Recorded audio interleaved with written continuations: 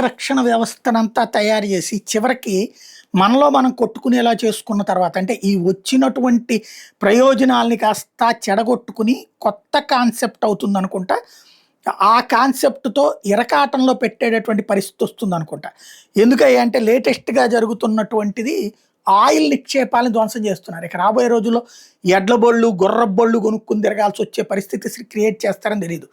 ఆహ్, లేక electric vehicles వరకే ప్రిపేర్ అవ్వాల్సిన పరిస్థితి వస్తుందేమో. తాజాగా చూస్తే ఓ పక్కన ఆయిల్, గ్యాస్ దెబ్బతిని ఇప్పుడు వెహికల్స్ బారులు తీరుతున్న పరిస్థితి ఒక ఎత్తైతే, రష్యా బాల్టిక్ ప్రాంతంలో ఆయిల్ రిజర్వ్‌ల మీద ఉక్రెయిన్ దాడి చేసింది.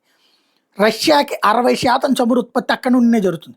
ఉక్రెయిన్ డ్రోన్లతో రష్యా బాల్టిక్ సముద్రం దగ్గర ఉన్న ప్రిమోర్స్క్ అనే పెద్ద ఆయిల్ టెర్మినల్ మీద దాడి చేసింది. రాత్రి జరిగిన ఈ దాడిలో ఆ ఓడరేవు దగ్గర ఒక ట్యాంకర్ మీద మంటలు చెలరేగింది. అలాగే చమురు పంప్ స్టేషన్ కూడా దెబ్బతింది. ప్రిమోర్క్స్ అనేది రష్యా నుంచి సముద్రం ద్వారా చమురు ఎగుమతి చేసే అతిపెద్ద ఓడరేవులో ఒకటి. దాదాపు రష్యా మొత్తం సముద్రం ద్వారా పంపే చమురులో 60% ఎక్కడి నుంచినే వెళ్తది. రష్యా వాళ్ళు చాలా డ్రోన్లను కూల్చేసామని చెప్తున్నారు. కానీ అక్కడైతే మంటలున్నాయి అన్నటువంటి విషయం మాత్రం కనిపెట్టారు.